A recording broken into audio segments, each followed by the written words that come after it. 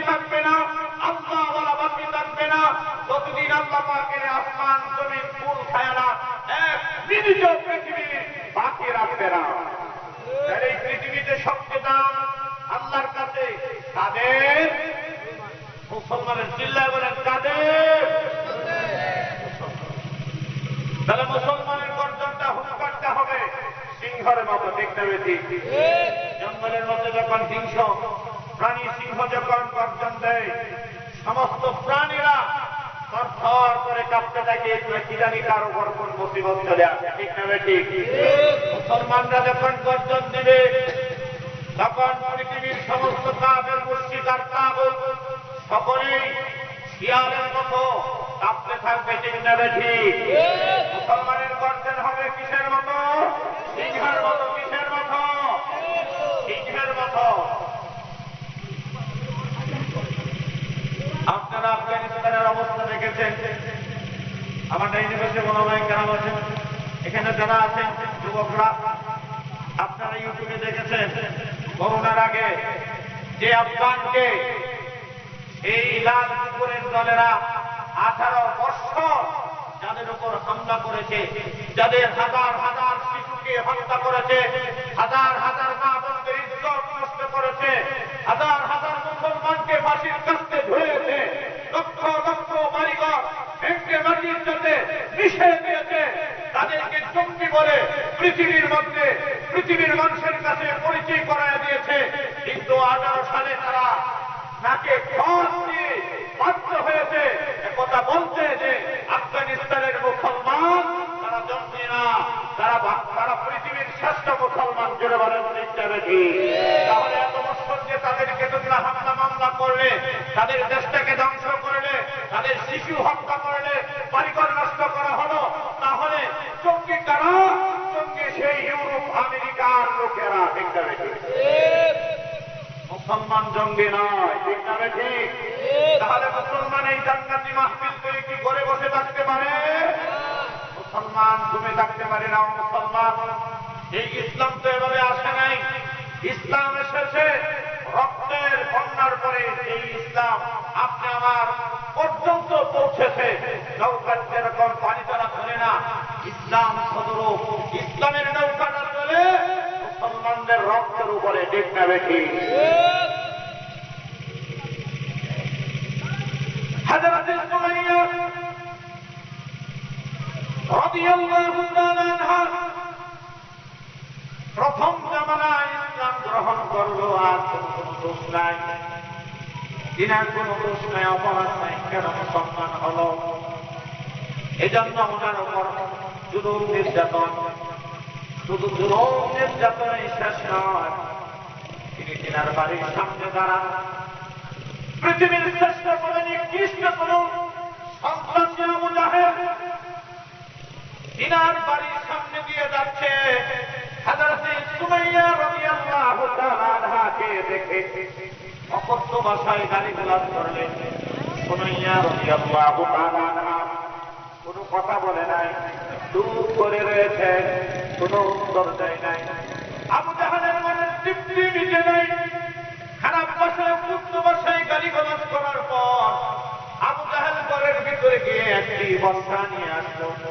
বস্তাটা হযরত সুমাইয়া রাদিয়াল্লাহু তাআলা আনহার গায়ে নিক্ষেপ করলো। নিক্ষেপ করার সাথে সাথে বস্তাটা তিনার লজ্জাস্থানে গিয়ে পড়লো। সাথে সাথে রক্ত প্রবাহিত শুরু হয়ে গেল। তখন কোন উন্নত মানের চিকিৎসা ছিল না। হযরত সুমাইয়া আস্তে করে জমিনের মাঝে গলে পড়ে গেল। এই অবস্থায় তিনি শাহাদাত বরণ করেছে। ও মুসলমান, আপনি, আমি তো মুসলমানের সন্তান, মুসলমান, আপনি আমার শরীর থেকে রক্ত প্রবাহিত হয় নাই, আপনি আমি জেল কাটি নাই, আপনি আমার সামনে সন্তান হত্যা করা হয় নাই, আপনি আমার সামনে বিবিকে অত্যাচার করা হয় নাই। ও মুসলমান, এই জন্য ইসলামের কদর বুঝি না, কোরআনের কদর বুঝি না, জুড়ে বলেন ঠিক না বেশি? তোমাদের মতো একজন যুবক, তার নাম হলো আব্দুল উজ্জা, ইসলাম গ্রহণ করার পর নবীজি তার নাম দিলেন আব্দুল্লাহ। সুবহানাল্লাহ। ছোটবেলা বাবা মারা গেল, চাচার করে লালিত পালিত হচ্ছে। যখন আব্দুল্লাহ বড় হলেন, যৌবনের হযরত আব্দুল্লাহ তিনি দেখলেন নবীজি মক্কা থেকে হিজরত করে মদিনায় চলে গেছে। আব্দুল্লাহর ভিতরে শান্তি নাই, নবীকে দেখে না, নবীকে না দেখলে তাদের ভালো লাগে না। মুসলমানদের ইমানদারদের বলেন ঠিক যাবে ঠিক। হযরত আব্দুল্লাহ তিনি তিনার চাচার করে লালিত পালিত হচ্ছে। চাচার বাড়িতে গিয়ে চাচার সামনে গিয়ে সালাম দিয়ে বললেন, ও চাচা, মুহাম্মদ সাল্লাল্লাহু আলাইহি ওয়াসাল্লাম কেমন? বলে যে মক্কা নগরে শ্রেষ্ঠতম মানুষ। তাহলে তার ধর্মটা কেমন? বলে যে শ্রেষ্ঠতম ধর্ম। তার কাছে যে কোরআন এসেছে, যেই গ্রন্থ এসেছে, সেই গ্রন্থ কেমন? বলে যে শ্রেষ্ঠতম গ্রন্থ। বলে যে চাচা, আমি এতদিন পর্যন্ত অপেক্ষায় ছিলাম, আপনি কি মুসলমান হবেন কি হবেন না? মনে মনে আমার ইচ্ছা এবং এরাদা, আমার আকাঙ্ক্ষা, আমি আমার চাচাকে নিয়ে ইসলামের ছায়া তলে চলে যাবো। সুবহানাল্লাহ। হযরত আব্দুল্লাহ যখন চাচাকে দাওয়াত দিলেন, চাচা বলে, বাতিজা, আমি ইসলাম গ্রহণ করব না, যদিও সত্য ধর্ম, যদিও মুহাম্মদ সাল্লাল্লাহু আলাইহি ওয়াসাল্লাম। হযরত আব্দুল্লাহ বলে, চাচা, আমি আপনার সামনে ঘোষণা দিলাম, আশহাদু আশহাদু আল্লা ইলাহা ইল্লাল্লাহু ওয়া আশহাদু আন্না মুহাম্মাদান আবদুহু ওয়া রাসূলুহু। হযরত আব্দুল্লাহ এই ঘোষণা দেওয়ার সাথে সাথে তার চাচা জবাব দিয়ে বলে, বাতিজা, তার পরিণতি কি, তার ফলাফল কি তুমি জানো না? কই না।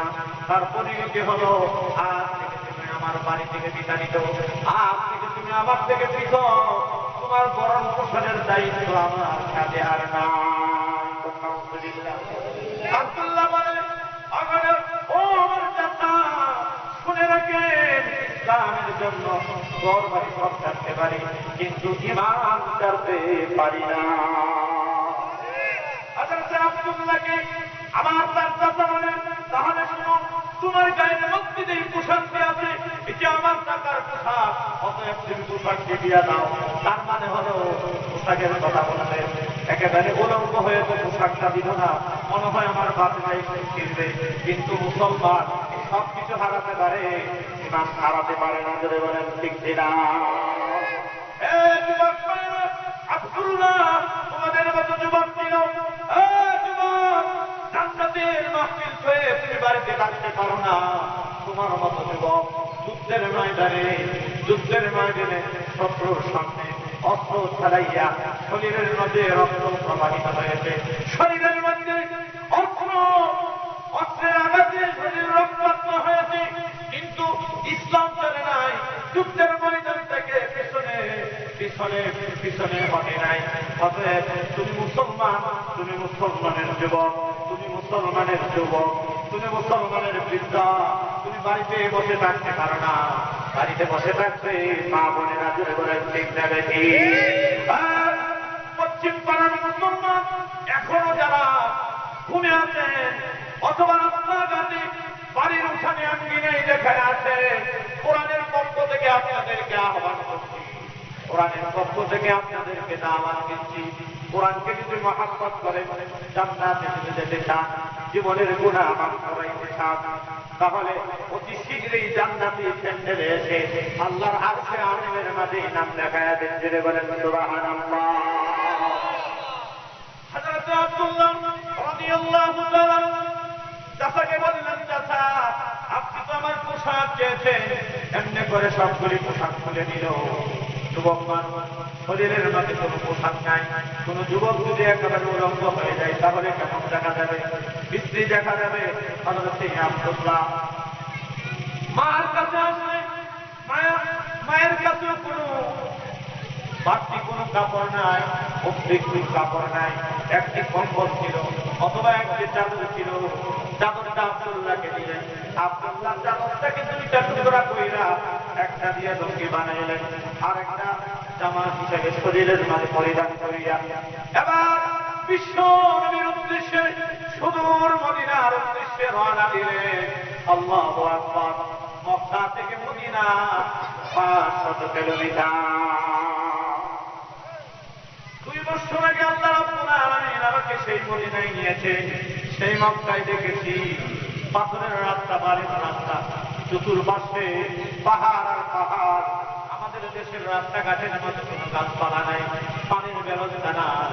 হযরত আব্দুল্লাহ মদিনা মক্কা থেকে মদিনার উদ্দেশ্যে রওনা দিলেন। এক সপ্তাহের মধ্যে মদিনায় গিয়ে পৌঁছলেন। শরীরের মধ্যে ময়লা হয়ে গেল, শরীরটা ময়লা হয়ে গেল, চেহারাটা কুচি হয়ে গেল।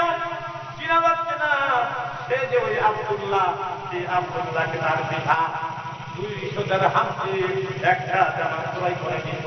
ওই জামাটা একদিন ব্যবহার করার পর আর দ্বিতীয় দিন ব্যবহার করবে না। আজকে সেই আব্দুল্লাহ ইসলামের জন্য এক সপ্তাহ পেটের মেলে খানা নাই, ঠিক মতো পানি নাই, গাছের পাতা থাকে। মক্কা থেকে মদিনার উদ্দেশ্যে নবীজির মহব্বতে নবীজির কাছে ছুটে আসে। সুবহানাল্লাহ। আস্তে আস্তে রাত্র হয়ে যায়। নবীজি হুজরা মুবারকের মধ্যে আরামে আছে। নবীজির ডিস্টার্ব হবে, তাই নবীজির হুজরা মুবারকের দরজা শরীফের পাশে বসে রয়েছে। সুবহানাল্লাহ। হযরত আব্দুল্লাহ বসে রয়েছে, কখন জানি নবীজি বের হবে। ডাক দেয় নাই, নবীজির ঘুমের ডিস্টার্ব হবে। কিন্তু ক্লান্ত শরীর, ক্ষুধার্ত। আল্লাহু আকবার। তারা নবীকে কত ভালোবাসে, ইসলামকে কত ভালোবাসে। আল্লাহু আকবার। নিজের জান প্রাণ রেখেও নবী এবং ইসলামকে বেশি ভালোবাসে। চিল্লায় বলেন আল্লাহু আকবার। আল্লাহর নবী যখন শেষ রাতে তাহাজ্জুদের জন্য দরজা খুললেন, আল্লাহু আকবার। আল্লাহর নবী দেখে কে জানি দরজার পাশে। আব্দুল্লাহ নবীকে দেখে সালাম দিলেন, আসসালামু আলাইকা ইয়া রাসূলুল্লাহ, আসসালামু আলাইকা ইয়া হাবিবাল্লাহ। আল্লাহর নবী আব্দুল্লাহ চেহারা চিনতে পারছে না, ময়লা অবস্থায়, শরীরে পুরো বাড়িতে চেহারাটা ময়লা হয়ে গেছে, চিনতে পারতেছে না। আল্লাহর নবী বলেন, কে তুমি এই রাতে? ডাকতে বলে, নবীজি আমি আপনার সাহাবী হযরত আব্দুল্লাহ। আল্লাহ নবী বলেন, ও সাহাবী তুমি কোন আব্দুল্লাহ? বলে যে হুজুর আমার নাম ছিল, ইসলাম গ্রহণের পূর্বে আমার নাম ছিল আব্দুল্লাহ, আমি সেই আব্দুল্লাহ। আপনি আমার নাম আব্দুল্লাহ রেখে দিয়েছেন। সুবহানাল্লাহ। আল্লাহ নবী আব্দুল্লাহকে দেখে বুকের মধ্যে জড়ায় নিলেন। আল্লাহু আকবার। বুকের মধ্যে জড়ায় নিয়ে বলে, ও আব্দুল্লাহ তোমার এই অবস্থা কেন? তুমি না কত আদরের দুলালি ছিলে, 200 দিরহাম দিয়ে তোমাকে একটি পোশাক ক্রয় করে দিত। বর্তমান জমানায় মনে করেন না, একটা জামা 20,000 টাকা ক্রয় করেছে। এই জামাটা একদিন ব্যবহার করার পর আর দ্বিতীয় দিন ব্যবহার করে না। হযরত আব্দুল্লাহ নবীজি আব্দুল্লাহকে বুকে জড়ায় নিলেন। আল্লাহর নবী চোখের পানি আর ধরে রাখতে পারলেন না। আব্দুল্লাহ রে, তোমার শরীরের অবস্থা কেন? ভালো তো কোনো তোমার জামা না। দেখা যায় একটা কম্বলকে দুটা টুকরা কইরা, একটা দিয়ে তুমি লঙ্গি বানাইছো, আর একটা তুমি জামা হিসেবে ব্যবহার করছো। বলে যে হুজুর ইসলাম গ্রহণ করেছি, আমি তো ছোটবেলা বাবাকে হারাইছি, চাচার করে চাচার বলে লালিত পালিত হয়েছি। আমি যখন ইসলামের ঘোষণা দিলাম এবং চাচাকে দাওয়াত দিলাম, চাচা আমাকে বলে, বেটা জানো নি ইসলাম গ্রহণ করলে তার পরিণতি কি হবে? আমার বাড়ি বাড়ি যাচ্ছে হবে, আমার দেওয়া সব কিছু দিয়ে তুমি সম্পূর্ণ হয়ে যেতে হবে, সর্বহারা হয়ে যেতে হবে। আমি আমার চাচাকে বলে দিয়েছি ইসলাম ছাড়তে পারি না, আমি সর্বহারা হয়ে যেতে পারি। আল্লাহ নবীর সঙ্গে সঙ্গে ঘর থেকে 2 জোড়া জামা দিলেন। কয় জোড়া? 2 জোড়া। এখন আব্দুল্লাহর সাইফের লকব বেড়ে গেল, চুল বেঁধে নাই। সুবহানাল্লাহ। চুল বেঁধে নাই। আল্লাহ নবী পরিহিত বরকতার 2টা জামা পায় গেল। আল্লাহু আকবার। আব্দুল্লাহর দাম বেড়ে গেল কিনা জোরে বলেন? পারলো কি পারলো না? আব্দুল্লাহর দাম বেড়ে গেল। আল্লাহু আকবার। হযরত আব্দুল্লাহকে সাহাবায়ে কেরামদেরকে বললেন, আমার আব্দুল্লাহকে গোসল দাও, খানার ব্যবস্থা করো। আসহাবে সুফার মধ্যে আব্দুল্লাহ থাকে। আসহাবুস সুফফা আল্লাহ দেখাইছে, বেশি বড় না। আল্লাহু আকবার। নবীজির হুজরার সামনে আসহাবুস সুফফা নবীজির হুজরাত বেশি দূর হবে না, 4 হাত 4 অথবা 3 হাত হবে। আল্লাহু আকবার। আল্লাহ নবী এই সাহাবী চিল্লায়ে চিল্লায়ে কোরআন পড়ে, কোরআনের প্রতি মহব্বত, কোরআনের প্রতি ভালোবাসা, চিল্লায়ে চিল্লায়ে কোরআন পড়ে, রাত্রে পড়ে, দিনে পড়ে, খুব কম যায়, এবাদত বন্দেগি করে। আল্লাহু আকবার। সাহাবায়ে কেরাম নালিশ দিল, হুজুর আপনার সাহাবী আব্দুল্লাহ এত দূরে কোরআন পড়ে আমাদের কষ্ট হয়। আল্লাহ নবী বলে, ও আমার সাহাবীরা, আমার আব্দুল্লাহ সম্পর্কে তোমরা রিপোর্ট দিও না, বিচার দিও না। আমার আব্দুল্লাহ ইমান বড় কষ্টের ইমান, বড় দামি ইমান। আমার আব্দুল্লাহকে মনের আনন্দে কোরআন চিল্লায় পড়তে সুযোগ করে দাও। আব্দুল্লাহ রাদিয়াল্লাহু তাআলা দিনের বেলা বললেন, হুজুর আমার জন্য দোয়া করে, আল্লাহ যেন আমাকে শাহাদাতের মওত দান করে। সুবহানাল্লাহ। সামনে আসলো যুবকের যুদ্ধ, যুবকের যুদ্ধের জন্য নবীজি সাহাবায়ে কেরামদেরকে বললেন, ও আমার সাহাবীরা, কার কি আছে, কার কি তৌফিক আছে, তোমরা আমার সামনে নজরানা বের করো। ইতিপূর্বে আমাদের বিশেষ বক্তা কালেকশন করতে কি করতে না, এই কালেকশনটা নবীজির সুন্নাত। সুবহানাল্লাহ। হযরত আব্দুল্লাহ রাদিয়াল্লাহু তাআলা গরীব মানুষ, বাড়িঘর ছাইরা সব কিছু হারাইয়া ইমানের জন্য মদিনায় আসলো, রাসূলের মহব্বতে আসলো, কিচ্ছু নাই। সাহাবায়ে কেরাম বাড়ি করে গিয়ে কেউ সমস্ত সম্পদকে 2 ভাগ করে 1 ভাগ নিয়ে আসে, অথবা 3 ভাগ করে 1 ভাগ রেখে আসে, আরেক ভাগ যুদ্ধের ময়দানে নিয়ে আসে। এই যুদ্ধের মধ্যে বাহ্যিক দৃষ্টিতে অল্প কিছু সামান নিয়ে হযরতে আবু বকর সিদ্দিক নবীজির দরবারে হাজির হলো। আল্লাহর নবী সমস্ত সাহাবায়ে কেরামদেরকে ডেকে বলেন, ও আমার সাহাবীরা, তোমরা কে কে এনেছো, কে বেশি এনেছো, কে কম এনেছো, আমি এটা দেখতে চাই না। আমার আবু বকর কোথায়? আমার আবু বকরকে দেখতে পাচ্ছি না। হযরত আবু বকর মসজিদে নববীর একটি পিলারের আড়ালে বসে কাঁদতেছে আর বলতেছে, আল্লাহ, আমার সমস্ত সম্পদ তোমার রাস্তায় ব্যয় করেছে, আলহামদুলিল্লাহ।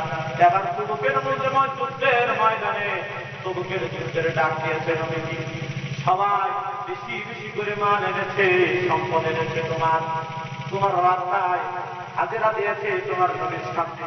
আমি তো শুধু একটি পুতলা নিয়ে আসি, অল্প কিছু সম্পদ নিয়ে। আল্লাহর নবী বলেন, ও আমার সাহাবীরা, শুনে রাখো, কে কত রেখে এসেছো, কে নিয়ে কত নিয়ে এসেছো, আমি এটা দেখতে চাই না।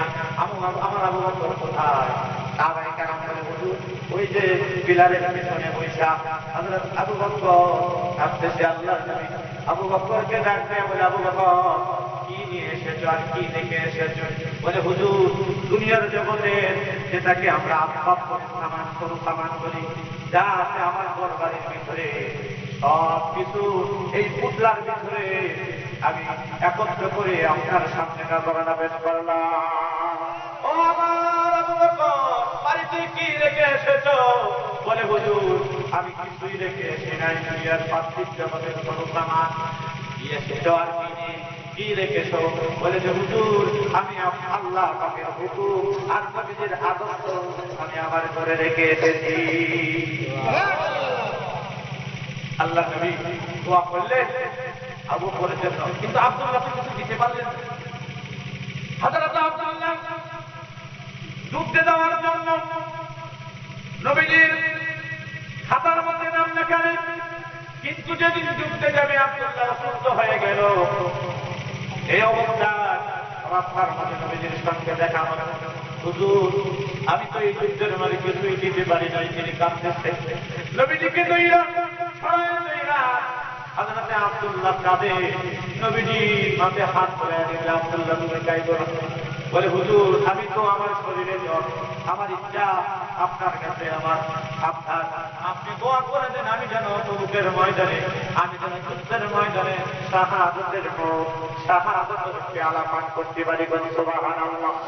আল্লাহর নবী এক সাহাবীকে বললেন, একটু গাছের বাকল নিয়ে আসেন, একটু বাকল নিয়ে আসেন, নবীজি পুড়ে দিলেন, দম করে দিলেন, আর বললেন আব্দুল্লাহ যাও, আমি দোয়া করলাম আজ থেকে তুমি যখনই মৃত্যুবরণ করো না কেন আমার আল্লাহর খাতায় তোমার নাম শাহাদাতের হযরত আব্দুল্লাহ চলে গেলেন, নবীজি তবুকের ময়দানে চলে গেলেন। 3 দিন পরে নবীজির কাছে সংবাদ আসলো, আপনার আব্দুল্লাহর শরীরের মাঝে এমনভাবে জ্বর এসেছে, জ্বরের তীব্রতার কারণে আব্দুল্লাহ ইন্তেকাল করেছে। এজন্য আমার বন্ধুরা, যারা অসুস্থ অবস্থায় মরে, মুসলমান যারা, ইমানদার যারা, তারা শাহাদাতের অবস্থায় করে সুবহানাল্লাহ। আজ থেকে কয়েক মাস আগে সারা দুনিয়াতে আল্লাহ পাক একটি গজব নাযিল করেছিল, তার নাম হলো, বর্তমান বিজ্ঞান নাম, চিকিৎসা বিজ্ঞান নাম হচ্ছে করোনা। ঠিক না? করোনা। অথচ এই করোনা আপনারা চিনেন না, জোরে বলেন ঠিক না ঠিক? ঢাকা শহরের অবস্থা কেমন জানছেন? ছেলে বাবার বাসায় যায় না, মা মেয়ের কাছে যায় না, ধরে কি জানে আমাকে করোনা ধরে ফেলে কিনা। এজন্য সারা বাংলাদেশের রিপোর্টের মাঝে আসছে সবচেয়ে বেশি এই করোনা আক্রান্ত হয়েছে সশস্ত্র বাহিনী, অর্থাৎ পুলিশ, আর্মি, বিডিআর, এই সমস্ত লোকেরা সবচেয়ে বেশি আক্রান্ত হয়েছে পুলিশ, তারপরে ডাক্তার, নার্স, তারপরে নেতা কর্মী, সবচেয়ে বেশি কম আক্রান্ত হয়েছে উলামায়ে কেরাম। এবং আপনাদের মতো যারা 5 ওয়াক্ত নামাজ পড়েছে, ওযু করেছে 5 ওয়াক্ত, তারা সবচেয়ে কম আক্রান্ত হয়েছে। সুবহানাল্লাহ।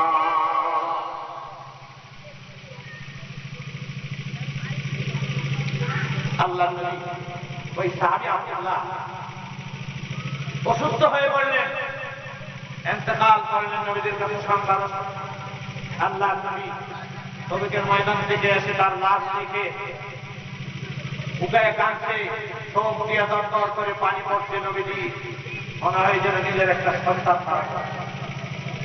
আল্লাহ নবী বললেন, ও আমার স্বামীরা, আমার আব্দুল্লাহর জন্য কাফন দাফনের ব্যবস্থা করো। হযরত আব্দুল্লাহর জন্য কাফন দাফনের ব্যবস্থা করলেন। আল্লাহ নবী স্বয়ং নিজে আব্দুল্লাহর কবরের মাঝে নেমে গেলেন। সুবহানাল্লাহ। কয়েকজন সাহাবীর কবরে নবীজি নিজে নেমেছেন। এর মধ্যে সে আব্দুল্লাহ যাকে যুলকারনাইন বলা হয়, সেই আব্দুল্লাহর কবরে নবীজি নিজে নেমেছেন। সেই আব্দুল্লাহর লাশ হযরত আবু বকর, হযরত উমর দুইজনের কাঁধে করে কবরস্থানের দিকে নিয়ে আসছে। আর রাতের বেলা তো ওনাকে দাফন করা হয়েছে। একটা আলোর প্রয়োজন আপনাদের এলাকাতে, ঘরের ভিতরে আলো কি দিয়া, কুপি বাতি দিয়া, কি দিয়া, কুপি বাতি দিয়া, কুপি বাতি ছিলেন না, কি বলে, কুপি বাতি দিয়া, একটি কুপি বাতি হযরত বেলালের হাতে, লাশটা হযরত আবু বকর এবং হযরত উমরের কাঁধে। সুবহানাল্লাহ। আল্লাহর নবী ছিলেন কবরে, হযরত আব্দুল্লাহ ইবনে মাসউদ এই অবস্থা দেখে কাঁদতেছে আর বলতেছে, আব্দুল্লাহর তোমার দাম কত? আবু বকর এবং উমরের মতো লোক তোমাকে কাঁধে নিয়ে আসছে, আর তোমার লাশটা সামনে নেওয়ার জন্য একটা আলোর প্রয়োজন। এই আলোর লাইটটা হযরত বেলালের হাতে। সুবহানাল্লাহ। নবীজি কবরের মাঝে নামলেন। তারপরে আল্লাহ নবী বলেন, ও আমার সাহাবীরা, আমার আব্দুল্লাহর লাশটা আমি নবীর হাতে দাও। আল্লাহর নবীর হাতে দেওয়ার সাথে সাথে নবীজি আকাশের দিকে তাকাইয়া চোখের পানি ফেলে দিয়ে কাঁদছেন আর বলছেন, আয় আল্লাহ, বলেন আয় আল্লাহ, আরো জোরে, আয় আল্লাহ, আমার আব্দুল্লাহকে আমার কুল থেকে তোমার কুদরতি কোলে রেখে দিলাম। সুবহানাল্লাহ। ও আমার বন্ধুরা, হযরত আব্দুল্লাহ সে কি আপনার সন্তান ছিল কি ছিল না? তাহলে এই এলাকার মধ্যে বলবেন, আমার সন্তানটা আদরের, আরে আরামের গুণটাকে রেখে কম্বল দিয়ে ঘোরা চড়ায় কমে আছে, এই আরামের গুণটাকে রেখে মাপ ফিরে যাওয়া যাবে না। না না বন্ধু, তোমার দাম তো আব্দুল্লাহর থেকে বেশি হয় না। যদি বলেন ঠিক না বেঠি। তাহলে ইসলাম আপনি আমার কাছে এসেছে কষ্টের মাধ্যমে, অনেক সাহাবায়ে কেরাম, তাবেঈন, তবে তাবেঈনদের, ওলি বুজুর্গদের ত্যাগের মাধ্যমে ইসলাম এসেছে। এই ইসলাম আরাম আয়েশের মাধ্যমে আসে নাই, যদি বলেন ঠিক না বেঠি।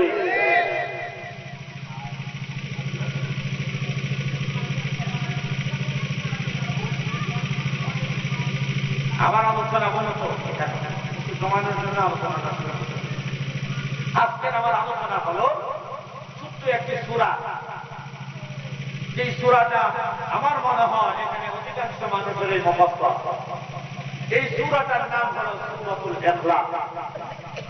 আমি ভূমিকার পরে সূরা রাহমান তেলাওয়াত করতে বলবো না, কিন্তু আমার আজকের আলোচনার বিষয় হলো সূরাতুল ইখলাস, যেটাকে আমরা আঞ্চলিক ভাষায় বলি কুল আল্লাহ। চিনতেননি? কে কে এই সূরাটা চিনেন না? হাত তোলেন তো।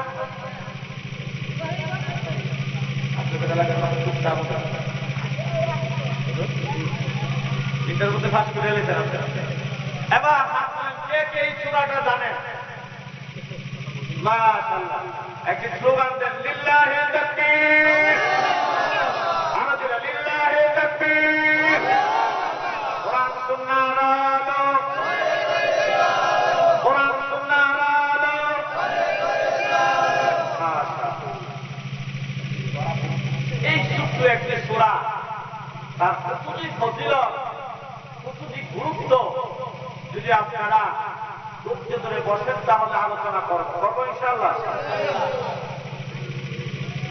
কোরআনে কারীমের মধ্যে আল্লাহ রাব্বুল আলামিন 114 পারা সূরা নাযিল করেছেন। এই সূরাতুল ইখলাস সূরার নাম্বার হিসেবে 112 নম্বর সূরা। এই সূরার মধ্যে 4টা আয়াত আছে। কয়টা আয়াত আছে? ছোট্ট একটি সূরা, কিন্তু এই সূরার মধ্যে মহান আল্লাহ রাব্বুল আলামিনের জাত সিফাতের কথা, তিনি কে, তিনি কেমন, খুলে আল্লাহ পাক বর্ণনা করেছেন। সুবহানাল্লাহ। এই সূরার এত ফজিলত, এত গুরুত্ব, আপনারা যখন আলোচনা শুনবেন অবাক হয়ে যাবে। অতএব আমি জানি এলাকার মানুষ তাফসীর শুনতে খুব ভালো পায়, শুধু খালি কিসা শুনতে ভালো পায় না। ঠিক না ঠিক? আমি আজকে 3 বার এসে দেখলাম এবং আশেপাশে এলাকাতে এসে দেখছি আপনারা মাশাআল্লাহ কোরআন সম্পর্কে আপনারা খুব আগ্রহী, কোরআন পড়তে আপনারা খুব আগ্রহী। মাশাআল্লাহ, আলহামদুলিল্লাহ। এই সূরার মধ্যে 3টা বিষয় আছে।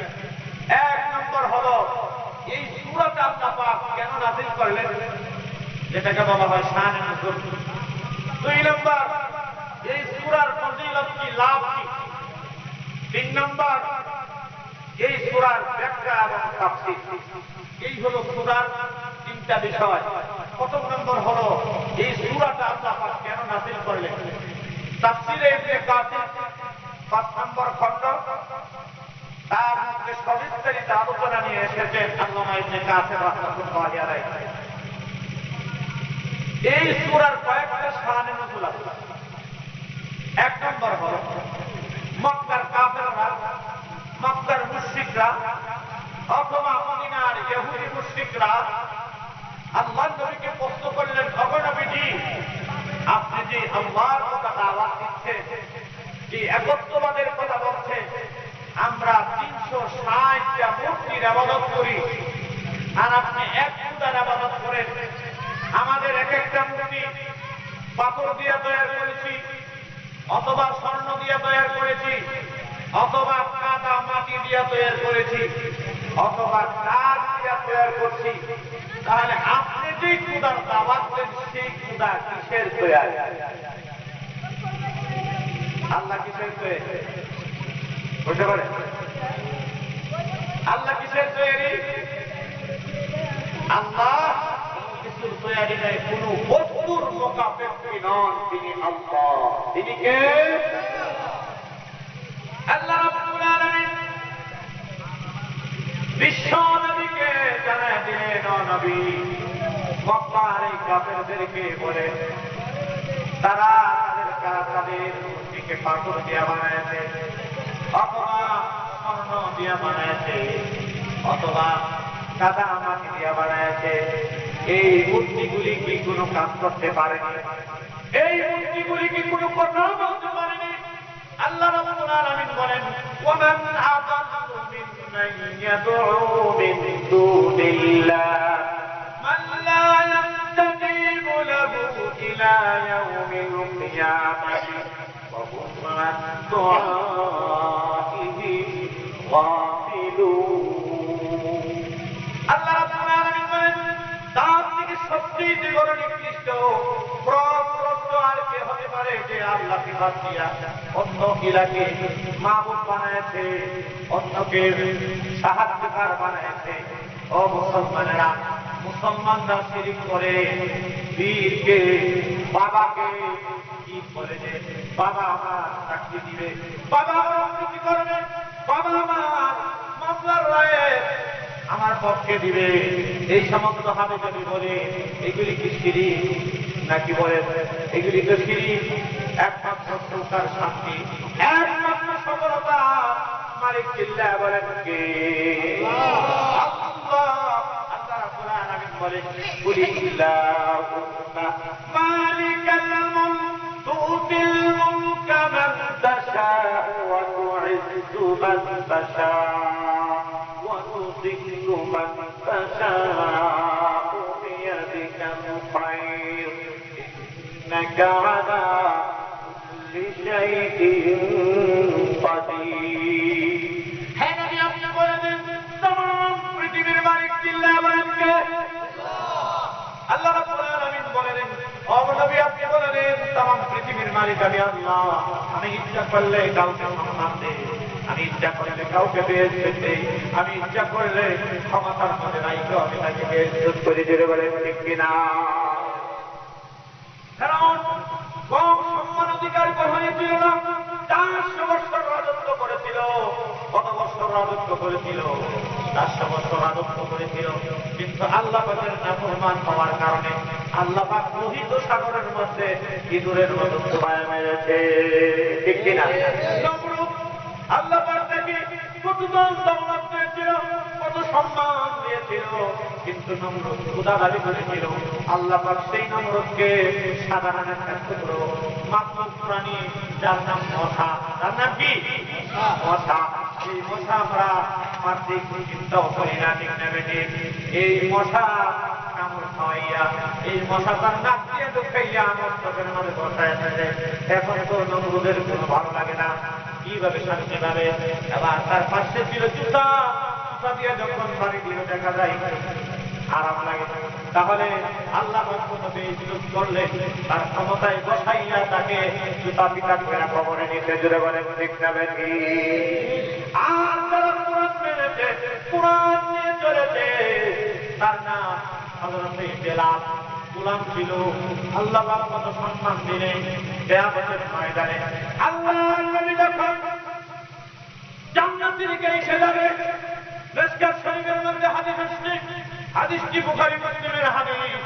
আল্লাহর নবী যখন জান্নাতের গেটের দিকে যাবে, ইতিপূর্বে আদম নবী যাবে জান্নাতের গেটে। আপনি আমি সমস্ত দুনিয়ার মানুষ অপেক্ষায় থাকবো। মনে হয় আদম নবী জান্নাতের চাবিটা নিয়ে আসবে, জান্নাতটা খুলে দিবে। সকলে আদমের দিকে তাকাবে। আদম আলাইহিস সালাম বলবে, ও আমার সন্তানরা, চাবি তো আমার হাতে নয়। এবার দ্বিতীয় আদম বলা হয়, নূহ আলাইহিস সালাম বলবে, চাবি আমার হাতে নয়। খলিল ইব্রাহিম জাতির পিতা, তিনি আসবেন জান্নাতের গেটে। সকলেই মনে করবো এনার হাতে চাবি। তিনি জবাব দেবে, চাবি আমার হাতে নয়। মুসা পয়গম্বর আসবে, এরকম সমস্ত নবীরা আসবে, ঈসা আলাইহিস সালাম আসবে। সর্বশেষ বিশ্ব নবী, আপনি আমার নবী, উম্মতের কান্ডারে তিনি আসবে। সুবহানাল্লাহ। নবী আলাইহিস সালাম জান্নাতের গেটে এসে, জান্নাতের দারওয়ান হলো রিদওয়ান ফেরেশতা, নবীকে দেখে সালাম দিবে। সুবহানাল্লাহ। আপনার জন্য আমরা অপেক্ষা আছি, কারণ এই চাবির দায়িত্ব, এই চাবির মালিক আল্লাহ পাক আপনাকে বানিয়ে দিয়েছে। সুবহানাল্লাহ। এই চাবি আপনি ছাড়া আর কাউকে দেওয়া হবে না, আল্লাহর নবীর হাতে চাবি দিবে। আসল কথা হলো আল্লাহর নবী যখন জান্নাতের গেটের দিকে যাবেন, কি পায়ে হেঁটে যাবেন না পার হয়ে যাবে, আল্লাহর নবী উটের উপর আরোহণ হয়ে যাবে। উট তো সাধারণ লাগাম ধরে টানতে হয়, আল্লাহর নবী উটের মধ্যে বসবেন, সেই উটের ডান পাশে থাকবে হযরত আবু বকর, বাম পাশে থাকবেন হযরত ওমর। এখনো নবীজির রওজা ডান পাশে আবু বকর, আবু বকরের ডান পাশে হযরত ওমর শুয়ে আছেন। আল্লাহর নবীর ডানে থাকবে আবু বকর, বামে থাকবে ওমর, লাগামটা টাইনা নিবে সাইয়্যিদিনা হযরত বিলাল। জান্নাতের গেটে গিয়া আল্লাহর নবী চাবিটা বিলালের হাতে দিবে, বলবে বিলাল তুমি জান্নাতের গেটটা খুলে দাও। তাহলে বন্ধু বিলাল ছিল যাতে বন্ধু গোলাম, একা ছিল না, চেহারার কোয়ালিটি ভালো ছিল না, সুন্দর ছিল না, কিন্তু ভিতরে ছিল ঈমান আর কুরআন, নবীর মুহাব্বত। আল্লাহ পাক কত সম্মান তাকে করে দিয়েছে, সুবহানাল্লাহ। তাহলে আমরা কোরআনের পক্ষে থাকবো, ঠিক না ঠিক? কোরআন ওনাদের পক্ষে থাকবে।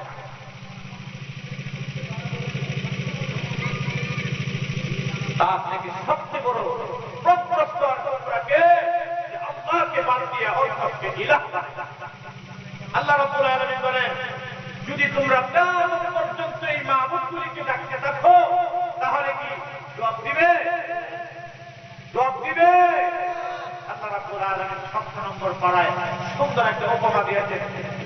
ইয়া আইয়ুহান নাসু দুরিবা মাতালান ফাসতামিউ লাহু।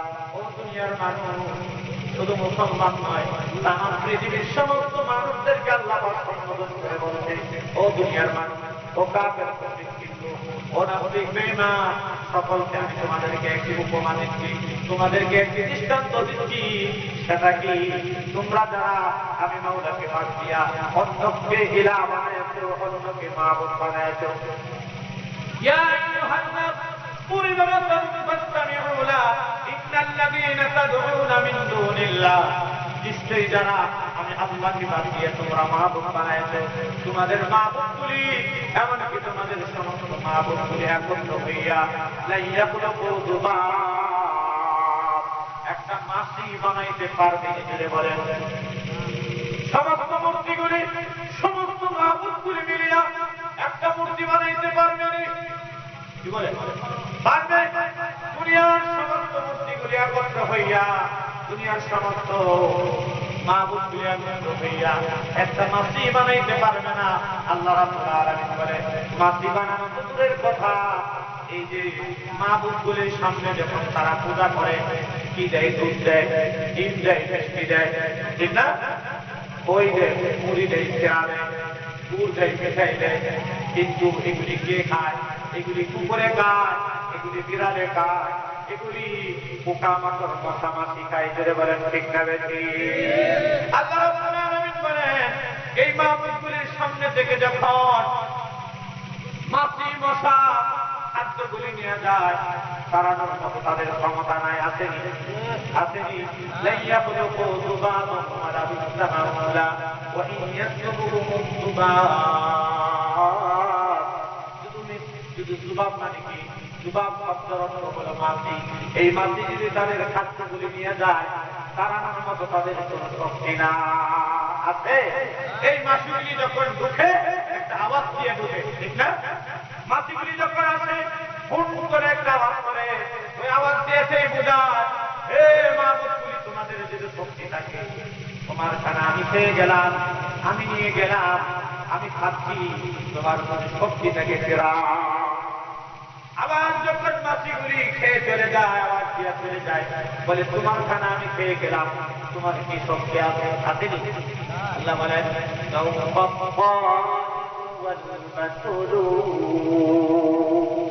যে ডাকলো যাকে ডাকলো মাতলুব দুর্বলই দুর্বল। দুর্বল কি দুর্বল না? কেন তারা পূজা করে? কেন তারা বাইতুল্লাহর কাছে যায়? কেন মানুষ বাবার কাছে যায়, মাজারের কাছে যায়? মাজার ওয়ালার কোনো শক্তি নাই, বাবার কোনো শক্তি নাই। আছে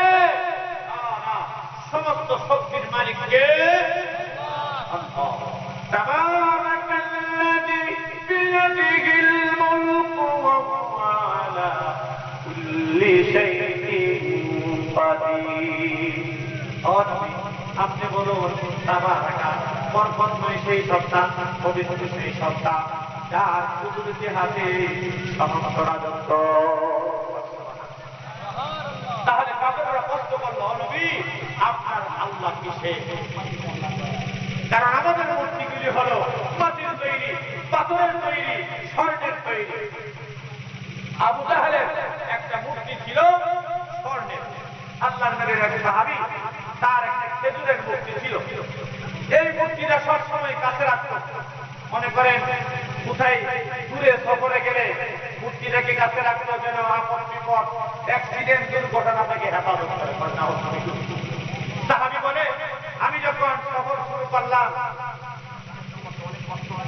অনেক দূরের রাস্তা, আমার কাছে যে খানা পানি ছিল, এটা আমাদের বাংলাদেশের মতো নয়, সৌদি আরব অনেক দূরে দূরে বাড়িঘর, যা চোখে দেখা যায় না। শত শত মাইল দূরে যদি আপনি খানা পানি নিয়ে সফর শুরু না করেন, তাহলে রাস্তার মধ্যে মৃত্যু ছাড়া আর কোনো পথ নেই। এখন না গাড়ি ঘোড়া হয়েছে, তখন তো আর উঠ দিয়া ঘোড়া দিয়া দূর যাবেন, গাড়ির মধ্যে কি আর চলা যায়? প্রাইভেট কারের মতো, বাসের মতো 100 কিলোমিটার বেগে, 150 কিলোমিটার বেগে কি গাড়ি চালা যাবে? ঘোড়া কি 100 কিলোমিটার বেগে চালাইতে পারবে? হযরতে নবীর সাহাবী খেজুরের মূর্তি নিয়ে ভ্রমণ শুরু করলো, কিন্তু রাস্তার মধ্যে তার খানা পানি সব শেষে। এখন চিন্তায় পড়ে গেছে, কি করা যাবে?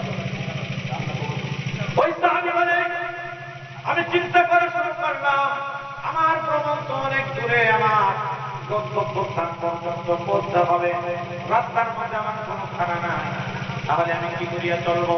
তিনি চিন্তা করলেন, আমি তো খেজুর দিয়ে একটা মূর্তি বানাইছি, আমার ক্ষুধার দুইটা হাত আছে, আমি প্রথম ডান হাতটা খেয়ে নিলাম, কিন্তু আমার ভ্রমণ শেষ হয় নাই, ডান হাত খেয়ে নিলাম, তারপরে দেখলাম রাস্তা বাকি রয়েছে, আমি ক্ষুধার ডান পাওটা খেয়ে ফেললাম, তারপরও দেখলাম রাস্তা শেষ হয় না, আমি আমার ক্ষুধার বাম পাওটা খেয়ে ফেললাম। এখন কি আছে বলেন? বুঝে নেই। এখন কি আছে? দেহটার পাল্লাটা কি আছে? দেহর পাল্লাটা আছে। সাহাবী বলে, আরেকটু রাস্তা বাকি রয়েছে, পেটে ক্ষুধা লেগেছে, আমি আমার ক্ষুধার দেহ খাওয়া শুরু করলাম, খেতে খেতে মাথাটা বাকি আছে, ক্ষুধা, এই ক্ষুধা নিয়ে চলছে। আল্লাহু আকবার। সাহাবী বলে, আমি যখন প্রস্তাবে অথবা পায়খানার বেগ হলো, আমি একটা গাছের গোড়া আমার সামান পত্র ব্যাগ এবং ক্ষুধার কল্যাণে রাইখা দূরে প্রস্তাব করতে বসলাম, হঠাৎ করে দেখি একটা কুকুর চলে যাচ্ছে। কুকুরটা কুকুরের অভ্যাস কি জানেন? আপনার বাড়ি থেকে বের হয়ে মনে করেন নদীর পাড়ে যাবে, দেখবেন কয়েক জায়গায় সে প্রস্তাব করে, দেখছি না? এটার অর্থ কি জানেননি? সে যে আবার ফিরে আসবে, এটা তার চিহ্ন। মাইল ফলক রাস্তার পাশে দেখবেন, মাইল ফলক আছে, মনে করেন বরঙ্গাইল থেকে ঢাকা আবার কত কিলোমিটার, দেখবেন একটু পরে পরে রাস্তার পাশে এরকম মাইল ফলকের মধ্যে লেখা, ঠিক না? এই পুকুরে আপনার বাড়ি থেকে যখন অন্য কোথায় যাবে, একটু দূরে দূরে গিয়ে হ্যাং খোলা দিয়ে দেখবেন অল্প অল্প করে সারে, ঠিক না? এটা তার মাইল ফলক, আবার ফিরে আসার তার চিহ্ন। একটা কুকুর যাচ্ছে, কুকুরটা আর কুকুররা সাধারণত দেখবেন উঁচা জায়গা, গাছের গোড়া, এগুলির মধ্যে প্রস্তাব পায়খানা করে, ঠিক না? এই কুকুরটা একটু উঁচা জায়গা দেখা প্রস্তাব করে দিল, তাও কি ক্ষুধার মুখের মধ্যে। সাহাবী বলে যে, কেমন ক্ষুধা নিয়ে আমি ভ্রমণ করলাম, ক্ষুধার হাত পা দেহ সব খাইলাম, কল্লা বাকি আছে, রাস্তার পাশে গাছের নিচে আমার মালপত্রের সাথে রাখলাম, ক্ষুধার মুখের মধ্যে কুকুরে প্রস্তাব করে দিল, তারাইতে পারল না।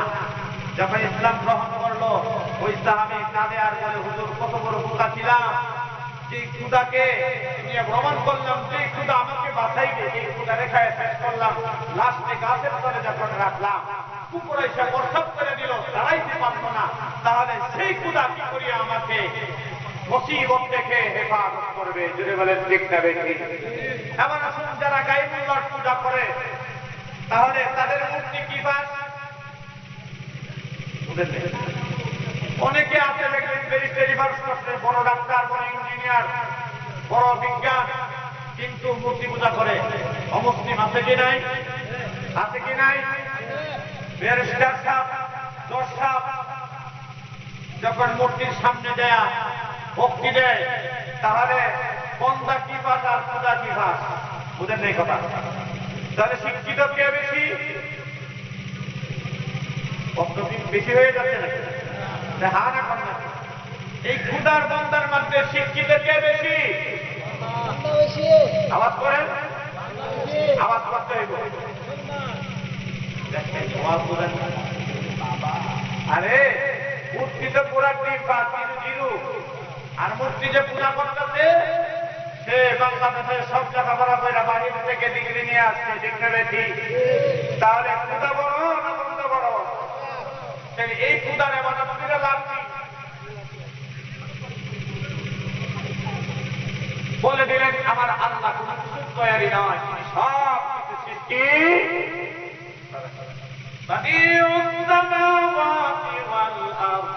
তিনি আসমান জমিন সৃষ্টি করেছেন, তিনি পবিত্র, তিনার জন্য কোন কিছুর দ্বারাতে সৃষ্টি হওয়া এটা শোভনীয় নয়। তিনি আল্লাহ, তিনি আল্লাহ। বলেন তিনি কে? এই হলো সংক্ষেপে আপনাদের সামনে শান নজুলটা তুলে ধরলাম। এবার আপনারা সূরা ইখলাস পড়লে লাভ।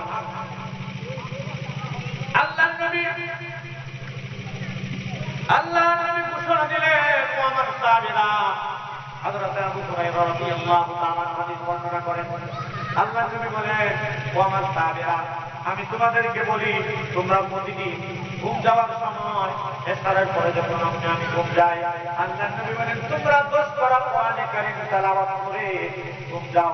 বলেন 10 পারা কোরআন শরীফ পড়া কি সম্ভব? হাফেজ কোরআনের পড়াই কঠিন হয়ে যাবে। আপনাদের 1 পারা কোরআন পড়তে তো কয়েক ঘন্টা লাগবে, ঠিক না? আবার এখানে আমাদের অনেকে আছেন কোরআন শরীফ পড়তেও জানেন না, ঠিক কিনা? আল্লাহর নবী বললেন, ও আমার সাহাবীরা, তোমরা ঘুম যাওয়ার পূর্বে 10 পারা কোরআন শরীফ তেলাওয়াত করে ঘুমাবে।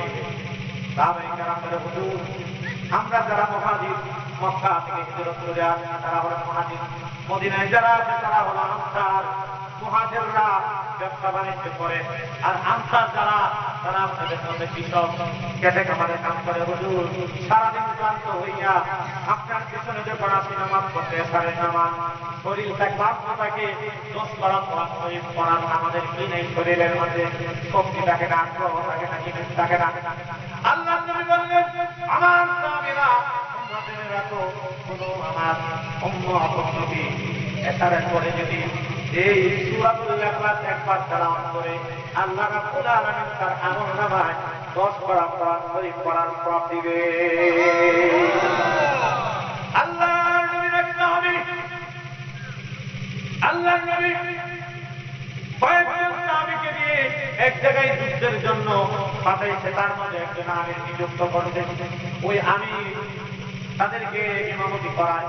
ওই আমির সবসময় সূরা ইখলাস নামাজের মধ্যে পড়ে, অর্থাৎ ফরজ নামাজের প্রথম 2 রাকাতে যারা পড়া ফরজ ঠিক নেবে। আল্লাহর নবীর ওই সাহাবী প্রত্যেক নামাজের প্রথম 2 রাকাতে, প্রথম রাকাতে একটি সূরা পড়েন, পরের রাকাতে সূরা ইখলাস পড়েন।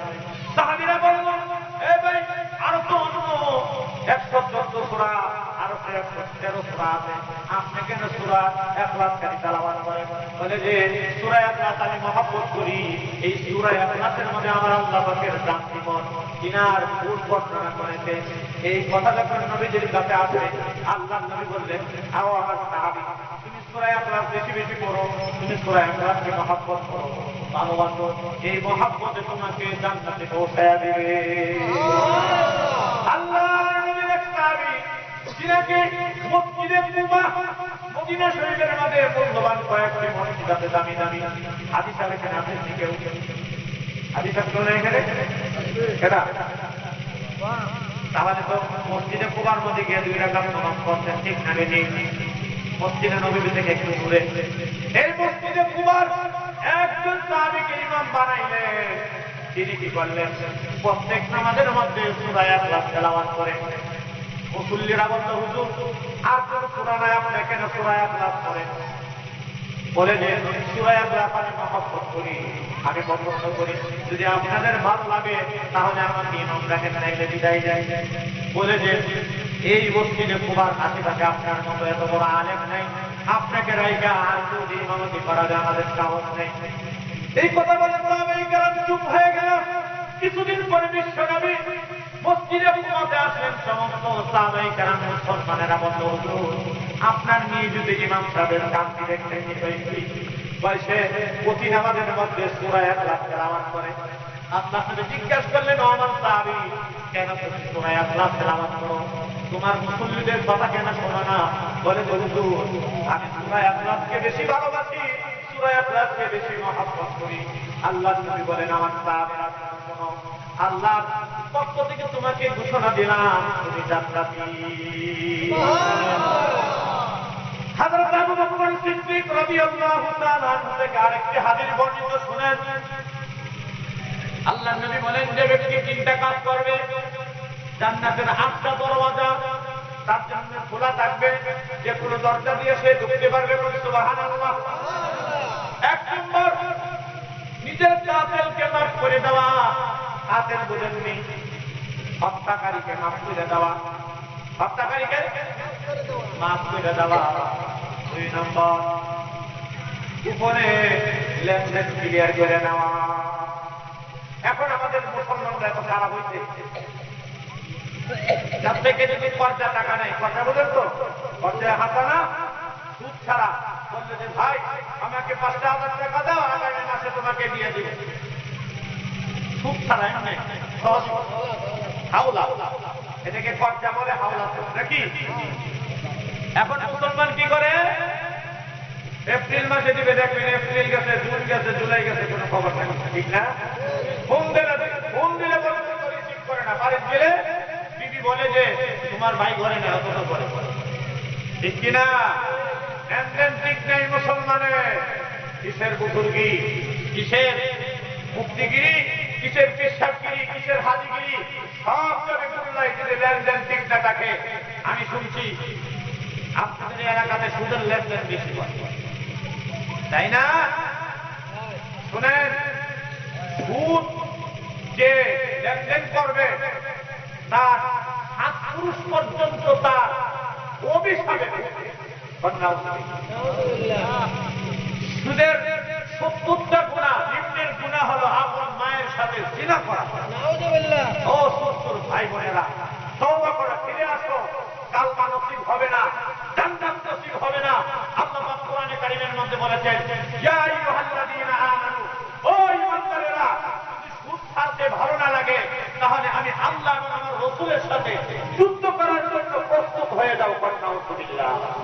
আল্লাহ এবং রাসূলের সাথে যুদ্ধ কে করছে? নমরুদ করছে, ঠিক না বেঠিক?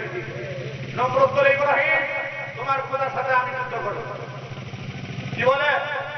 যুদ্ধ করো, তোমার খোদার উপর তারিখ দিবে, তারিখ তুমি দাও। নমরুদ তারিখ দিয়া অস্ত্র নিয়ে মাঠের মধ্যে গিয়া সেনা সমস্ত নিয়ে প্রস্তুত আল্লাহর সাথে যুদ্ধ করব। ইব্রাহিম আলাইহিস সালাম গেছে যুদ্ধ দেখার জন্য। ইব্রাহিম সালাম গেছে কিসের জন্য? যুদ্ধ দেখার জন্য। ইব্রাহিম আলাইহিস সালাম মাঠের পাশে দাঁড়ানো, নমরুদ তার সমস্ত সেনা সমন্ত নিয়ে তীর, ধনুক, তরবারি, বন্ধন সব কিছু নিয়ে রেডি। কখন আল্লাহর বাহিনী আসবে আর ছাড়বে আমার। ইব্রাহিম আলাইহিস সালাম বলে, ইব্রাহিম আলাইহিস সালামকে বলে, নমরুদে কই তোমার খোদার বাহিনী অপেক্ষা করে।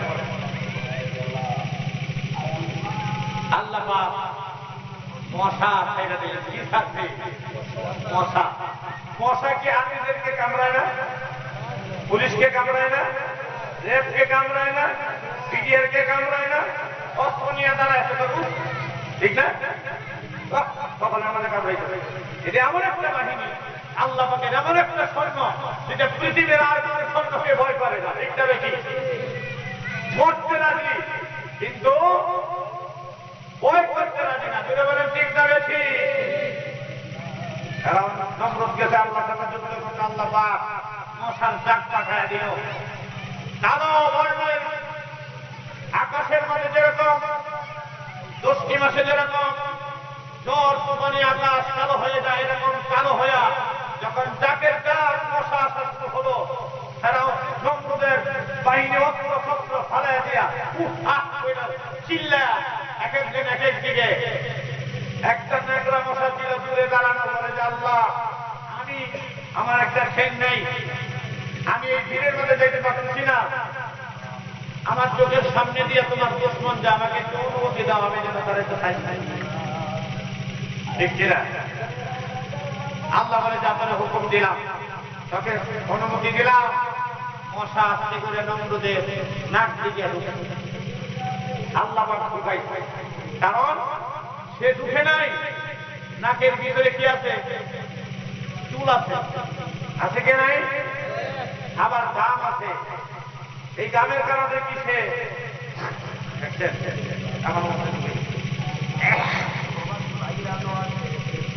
আবার শুনেন, মশার যে সবচেয়ে বড় হাতিয়ার কি? পাকা। এই পাকার মধ্যে পানি লাগলে, এই গাম লাগলে আর ওরা দিতে পারবে? আল্লাহ পাক মশাকে ঢুকাইছে। তাহলে আল্লাহর সাথে যুদ্ধ কে করে? কাফেরে করে। চিল্লায় বলেন কে করে? কাফেরে করে। মুসলমান কোনদিন আল্লাহর সাথে যুদ্ধ করার জন্য প্রস্তুত হতে পারে না, ঈমান রাখবে না। তাহলে যারা সুদের ব্যবসা করে তারা তওবা করে ফিরে আসতে হবে। ঠিক না বেটি? তাদের ইবাদত বন্দেগী কোনো কিছু কবুল হবে না আল্লাহর দরবারে।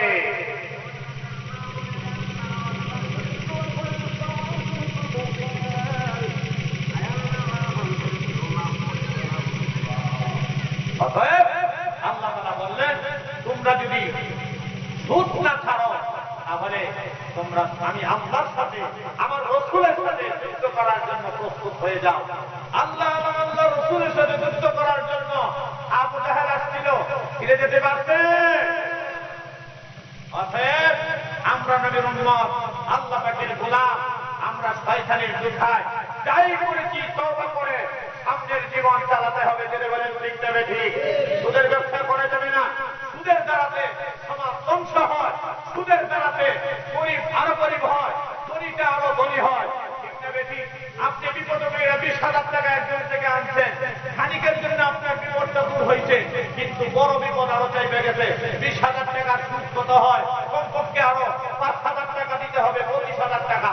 20,000 টাকা তো আপনার মাথায় বোঝা চাপলো, আরো এক্সট্রা 5,000 টাকার বোঝা আপনার মাথায় চাপছে। ঠিক না বেশি? তাহলে গরিব আরো গরিব হইল, গরিব 20,000 টাকা, আরো হইল 5,000 টাকা। তাহলে গরিব আরো কি হলো?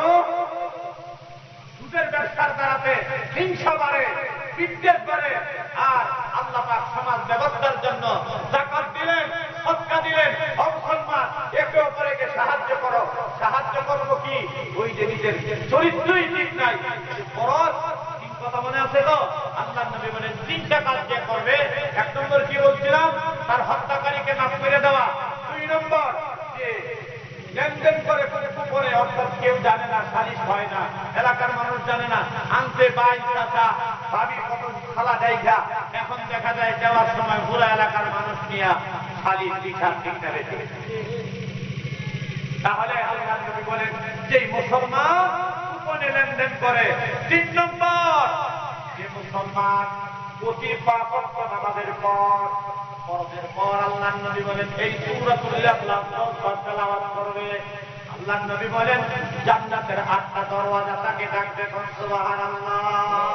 জান্নাতের 8টি দরওয়াজা থেকে যে কোনো দরজা দিয়ে সে প্রবেশ করতে পারবে। চিল্লায়ে বলেন আল্লাহু আকবার। বেশি বেশি সূরা ইখলাস তেলাওয়াত করবেন কি করবেন না? আল্লাহর নবী আরেক হাদিসের মধ্যে বলেন যে ব্যক্তি প্রতিদিন 50 বার সূরা ইখলাস তেলাওয়াত করবে, তার জীবনের 50 বছরের গুনাহ মাফ।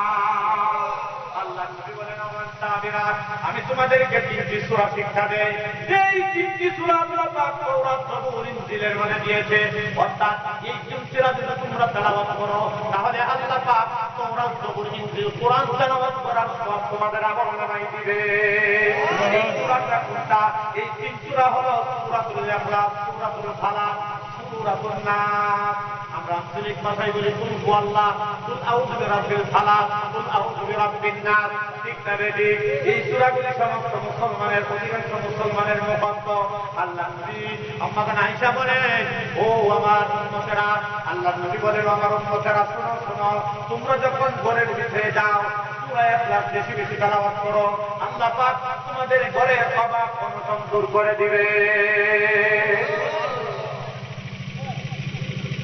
শেষ আরেকটা হাদিস ফজিলত, অনেক ফজিলত। আরেকটা হাদিস হলো, আল্লাহ নবী বলেন, তুমি যখন ঘুম যাও 3 বার এই সূরাগুলি পড়ো। আল্লাহ নবী বলেন, ফজরের পরে 3 বার পড়ো, মাগরিবের পরে 3 বার পড়া, পুরা শরীরটা তুমি নাইজা দাও, পুরা শরীরটা তুমি হাতায়া দাও যতটুকু পারো।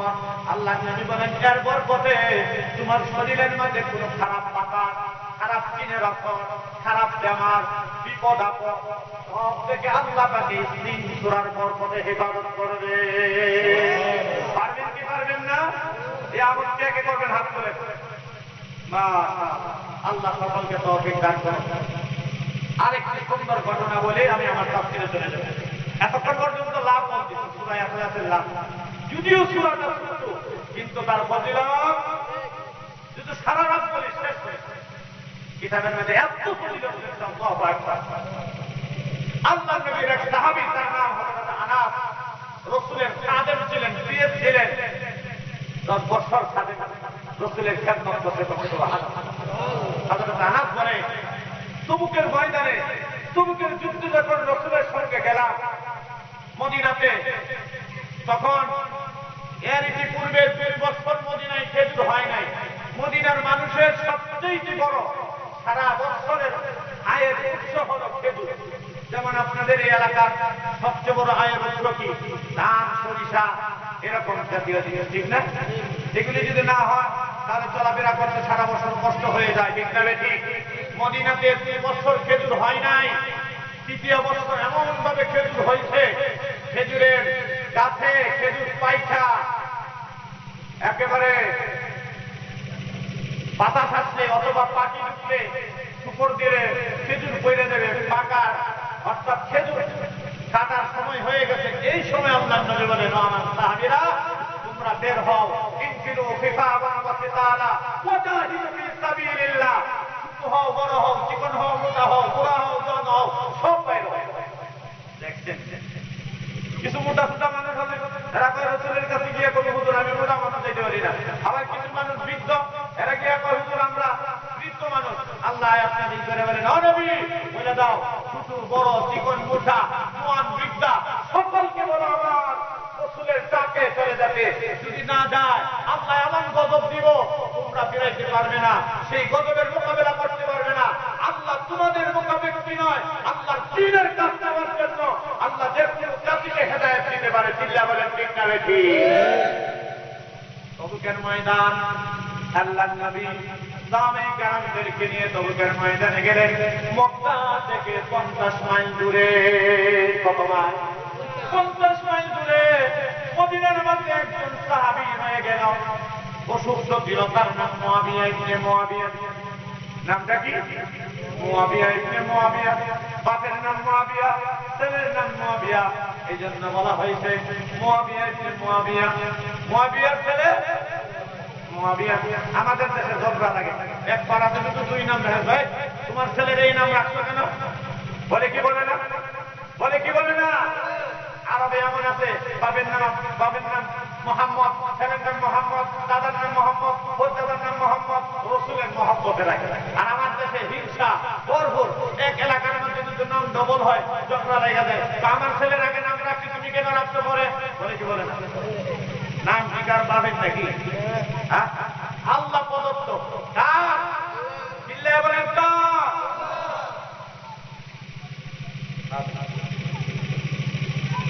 আল্লাহ নবী তবুকের ময়দানে গেলেন, কয়েকদিন ছিলেন তবুকের ময়দানে। যুদ্ধ ছাড়া আল্লাহ বিজয়ী দান করতে করতে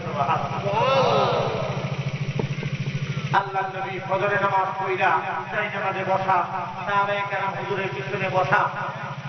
হযরত আনাস বর্ণনা করেন, এই দিন সূর্যটা এত সুন্দর হইয়া, এত কিরণ হইয়া উঠল, আমরা নবীজির সাথে আলোচনা করতেছি, হুজুর আজকে তো সূর্যটা খুব সুন্দর হয়ে উঠছে, কারণ এই কথা বলতে না বলতেই জিবরিল আমিন রাসূল পাক সাল্লাল্লাহু আলাইহি ওয়াসাল্লামের সামনে হাজির হলেন। সুবহানাল্লাহ।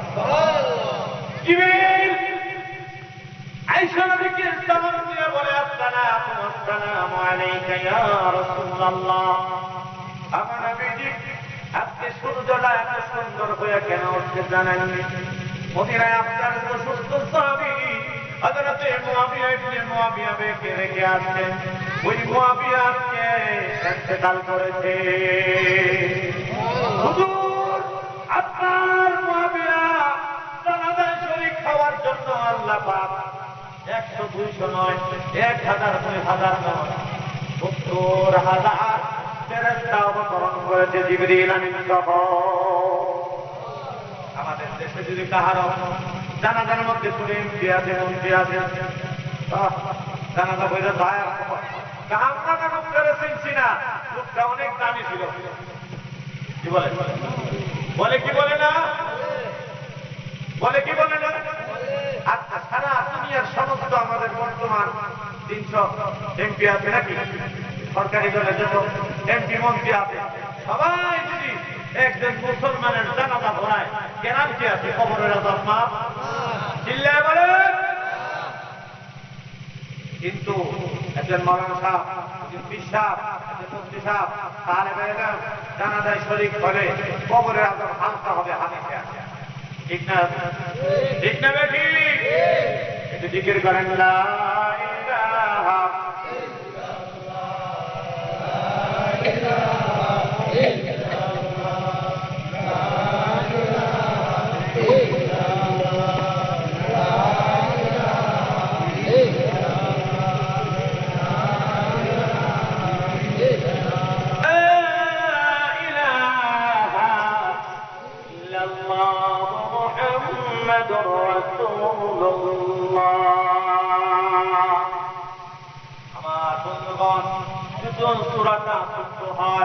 কিন্তু ফজিলত অনেক বেশি। ঠিক না বেশি?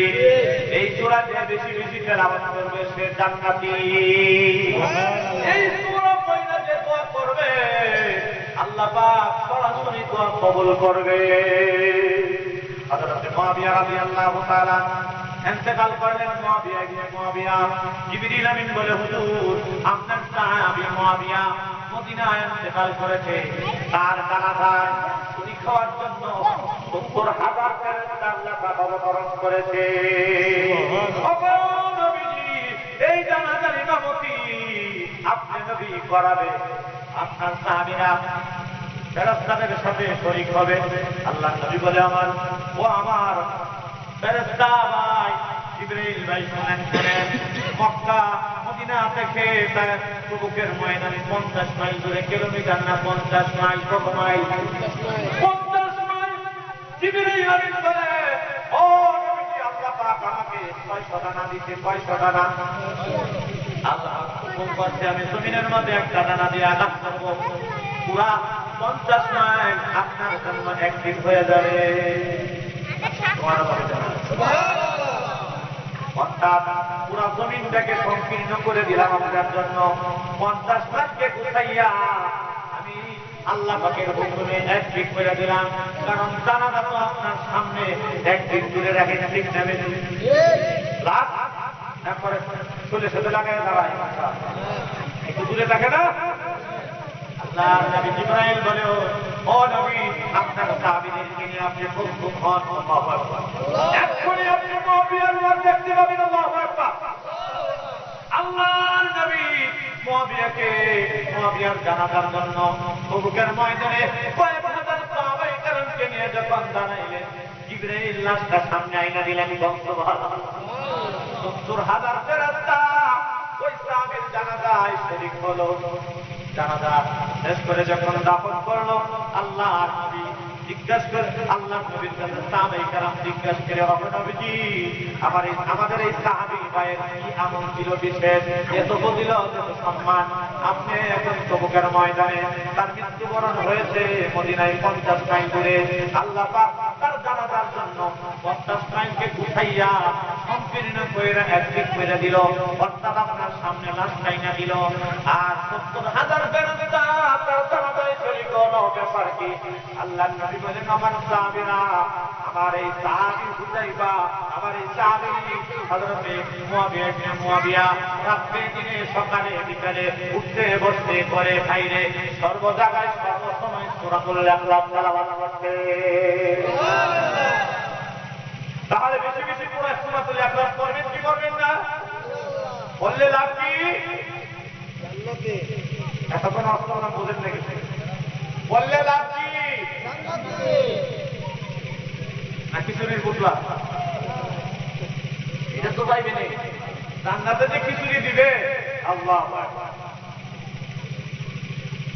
জান্নাতে যেতে চান? কে কে যেতে চান? হাত তোলেন করি।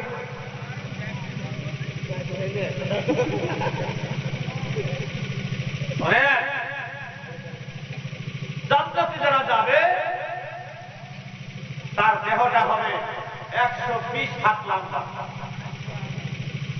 একজনও সুবহানাল্লাহ বলতে, বাকিরা কি রাগ করছেন নাকি? কত হাত হবে?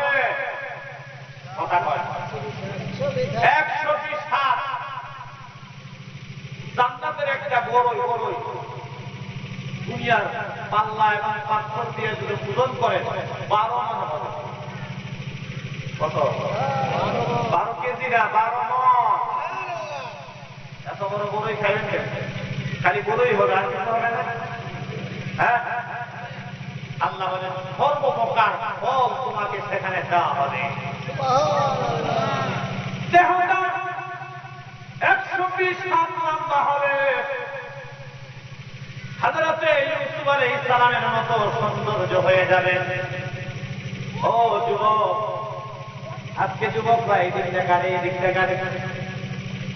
আমরা লালবাগ থেকে গাড়ি ঢুকলাম, গাবতলী আসে বাসের যে অর্ধেক এখানে ঘরে চুল দিকে আসছে, আমি হাসপাতালে তোর চুল কি সেলুনে কাজ করতে ইন্দুরে খাইছে?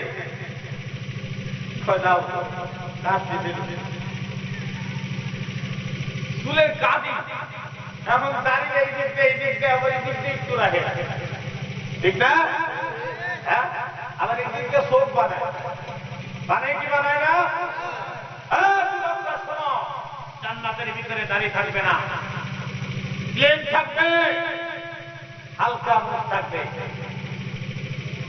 চুলগুলি আবু ইশারাতের মতো কালো হবে, জেলি দিয়ে চুল খাড়া করায়, ধোয়ায় আর কি জানি করে, খালি মনে মনে ইচ্ছা করবেন হয়ে যাবে। ইউসুফ আলাইহিস সালামের মতো সৌন্দর্য দান করবেন। পৃথিবীর সমস্ত পুরুষের সৌন্দর্য একত্র করলে যে সুন্দর হবে, ইউসুফ আলাইহিস সালামের সৌন্দর্য এত, এই সৌন্দর্যটা দান করবে জান্নাতের প্রত্যেকটা যুবক। শরীরের শক্তি হবে মুসা আলাইহিস সালামের মতো, তার মতো ফিটনেস বডি হবে ঈসা আলাইহিস সালামের মতো, চরিত্র মুহাম্মদ রাসূলুল্লাহ সাল্লাল্লাহু আলাইহি ওয়াসাল্লামের মতো। সুবহানাল্লাহ। একটা জান্নাতীকে কম পক্ষে 3 লক্ষ ভোট দিবে। 9 লক্ষ আমি একটাই রাখতে পারি না, 2টা রাখতে মতি করবো লোকরা, তারপরে কোনো সমস্যা, হ্যাঁ, ঠিক মতো কাপড় চোপড় এনে দিতে পারেন না, ঠিক কিনা? তাহলে এই জান্নাতে যাওয়ার জন্য সবাই রাজি আছেন তো? এই জান্নাতে যাওয়ার জন্য সবচেয়ে বড় ফজিলতের যাওয়ার একমাত্র মাধ্যম হলো বেশি বেশি সূরাতুল ইখলাস তেলাওয়াত করা, ঠিক না? ঠিক। এই যে এতক্ষণ আপনাদের সামনে সূরা ইখলাসে কি বললাম, ফজিলত বললাম, এবার আসেন আপনি একটা কুল হুয়াল্লাহু আহাদ বলেন, কুল হুয়াল্লাহু আহাদ। এ নবী বলে দেন আল্লাহ নে, আল্লাহ কি? আল্লাহু লা ইলাহা ইল্লা হুয়াল হাইয়ুল কাইয়্যুম। সুবহানাল্লাহ। আল্লাহু লা ইলাহা, তার সাথে কোনো শরীক নাই, আছেনি? তিনি ইলাহ, তিনি একমাত্র আইনদাতা, বিধানদাতা, আর গোলামি করব আল্লাহু আকবার। একটি ঘটনা, এই এই আয়াতের তাফসীরে একটি ঘটনা আসছে। ফেরাউনের নাম তো সকলেই শুনেছেন। ফেরাউনের একটি কন্যা ছিল। এই কন্যাকে যে গোসল করাইত, মাথার মাঝে তৈল দিত, তার এই মহিলাটা ছিল ইমানদার মুসলমান, আল্লাহওয়ালা, সুবহানাল্লাহ। এই মহিলাটার নাম হলো মাসেদা। এই ঘটনাটা বইলে শেষ করে দিব নাকি শেষ করে দিব? হ্যাঁ, মাসেদা ঈমান এনেছে মুসা আলাইহিস সালামের উপর। ফেরাউন জানে না, ফেরাউনের মেয়ের শিবিকা ইমানদার ফেরাউনও জানে না। একদিন ফেরাউনের মেয়েকে গোসল দিয়া চুলের মধ্যে তৈল দিচ্ছে। তৈল দেওয়ার পর মহিলারা কি করে? চুলকে আশ্রায় ভঙ্গি করে টিকা বেশি চিরুনি দিয়া ওই মাসেটা ফেরাউনের মেয়ের চুলগুলি আশ্রাইতেছে। হঠাৎ করে চিরুনিটা পড়ে গেছে। মাসেটা সাথে সাথে বললেন, চিরুনিটা উঠানোর সময় বিইসমিহি তাআলা, বিইসমিহি তাআলা, আল্লাহ তোমার নামে আমি এই চিরুনিটা উঠাইলাম। এই কথা যখন বললেন মাসেটা, ফেরাউনের মেয়ে বলে, তুমি আবার কার নাম নিলে? এই বিষয়ের মধ্যে খুদা হলো আমার পিতা। তুমি কার নাম নিলে? হে মাসেটা বলে যে, শোনো, তোমার পিতা খুদা হতে পারে না। তোমার পিতাকে, আমাকে, তোমাকে, তামাম পৃথিবীর মানুষকে যিনি বানাইছে, তিনার নাম নিয়েছি, তিনি চিল্লায় বলেন আল্লাহ। ফেরাউনের মেয়ে বলে, দেখো পরিণতি ভালো হবে না। বলে যে পরিণতি আর কি হবে? দেখো দেখো, ইমানদাররা আল্লাহ ছাড়া পৃথিবীর কাউকে ভয় করে না। এই কথা বলার পর ফেরাউনের মেয়ে কাঁদতে কাঁদতে ফেরাউনের কাছে গিয়ে বলল, বাবা গো, আমার সেবিকা মা সেটা কি বলে শুনতে কি বলে? সে বলে, আপনি ছাড়া বলে আরেকজন খোদা আছে, আপনি ছাড়া বলে আরেকজন ইলাহ আছে, আপনি ছাড়া বলে আরেকজন সৃষ্টিকর্তা আছে, তিনি আমাকে, আপনাকে, তিনাকে তামাম দুনিয়ার মানুষকে বানাইছে। ফেরাউন বলে, আমি ছাড়া আর যে কোনো খোদা আছে আমি জানি না। এবার মা সেটাকে ডাকলেন, ও মা সেটা, আমার মেয়ে কি অভিযোগ দিল, তার সত্য না মিথ্যা? বলে যে হ্যাঁ সত্য, আমি তো ঈমান এনেছি বিশ্ব জগতের প্রতিপালকের উপর। ফেরাউন ডাকতে বলে, মা সেটা, পরিণতি ভালো হবে না, অবস্থা ভালো হবে না। তুমি তোমার কথা থেকে ফিরে আসো, ফিরে আসো। এই কথা তুমি ছেড়ে দাও, দোকানে আর এই কথা তুমি প্রকাশ করিও না। তোমার অবস্থা কি হবে জানো?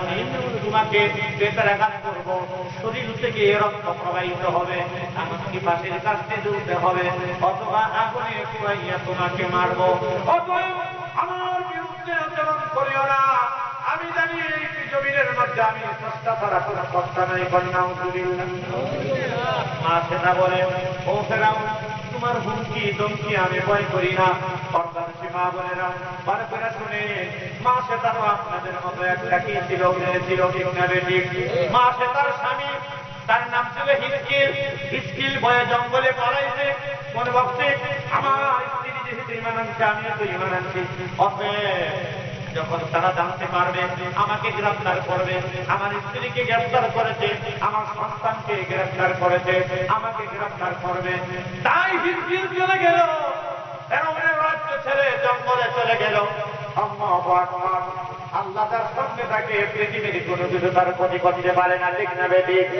আমার বন্ধুরা, মা সেটা শুনেন, শুনেন, মা সেটার উপর শুরু হয়ে গেল। মা সেটাকে 100 বেতের বেতের আঘাত করলো, 100 বেতের আঘাত করলো, 100 বেতের আঘাত করলো। শরীরটা কত বিকৃত হয়ে গেছে, শরীরটা কত বিকৃত হয়ে গেছে। এবার মা সেটা বলে, ফেরাউন, দেহ থেকে প্রাণটা বের হতে পারে, ঈমান বের হতে পারে না। ফেরাউন বলে, আমার ক্ষমতার ভিতরে খাইখা, আমার হাতের মুঠাই খাইখা এত বড় কথা বলে। জল্লাদকে ডাক দিয়ে বলে, জল্লাদ, তাড়াতাড়ি আগুনের ব্যবস্থা করো, ডেকচি আনো, ডেকচির মধ্যে তৈল দাও, তৈল গরম করো, মাছে তার সামনে তার দুধের বাচ্চাটাকে আমি আগুনে ফেলাবো, ভাজা মাছের মতো ভাজবো, তারপরে মাছে তাকে আমি মজা লাগাইবো। কেমনে বলে আমি আল্লাহ তারা আল্লাহ আছে নাউজুবিল্লাহ। এবার তৈল আনলো, পাতিলাইলাম, পাতিলের মধ্যে তৈল ঢাইলাম। এবার যখন তৈলটা গরম হইল, টকবকি করা শুরু করলো। মাছের কাছে দেখে বলে, মাছের ইমাম সাহেব, তুই কথাটা দেখে রুজু হও, ফিরে আস, না হলে এক্ষুনি তোর মেয়েকে এই বাজা, এই গরম তৈলের মধ্যে ফেলে বাজা করে ফেলবো মাছের মতো। মা যেটা বলে, আমার প্রাণ যেতে পারে, সন্তান যেতে পারে, ইজ্জত যেতে পারে, ইমাম যেতে পারে না। মাছের কাছ থেকে ছোট দিশর বাচ্চা, দুধের বাচ্চাটাকে নিয়ে আগুনের মধ্যে ওই তৈলের মধ্যে যখন ফেলে দিল, সাথে সাথে শরীর থেকে মাংসগুলি আলাদা হয়ে গেল, কঙ্কাল হয়ে গেল। বলেন আল্লাহু আকবার। হয়ে গেল, মা সেটা কাঁদতেছে। আবার ফেরাউন মনে ভাবছে, মনে হয় মা সেটার ভিতরে মৃত্যুর ভয় ঢুকেছে। বলে, মা সেটা এখনো সময় আছে, বাচ্চা গেছে, সমস্যা নাই, তোমার এখনো তোমার চাকরি বহাল আছে, এখনো তোমাকে কোনো শাস্তি দিব না, মা সেটা তুমি ফিরে আসো। বলে, ফেরাউন এজন্য আমি জানি না তুমি যে এত পাপাচার করলে, তুমি যে এত ক্ষিপ্ত হলে, ফেরাউন তোমার পরিণতি ভয়াবহ হবে, খারাপ।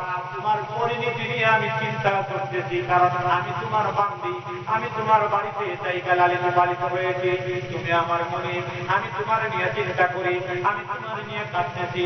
এই জন্য কাঁদি নাই, সন্তানটা চলে গেছে, সন্তান নিয়ে গেছে, আমার সন্তান তো আল্লাহর তৈরি জান্নাতে চলে গেছে। চিল্লায়া বলেন সুবহানাল্লাহ।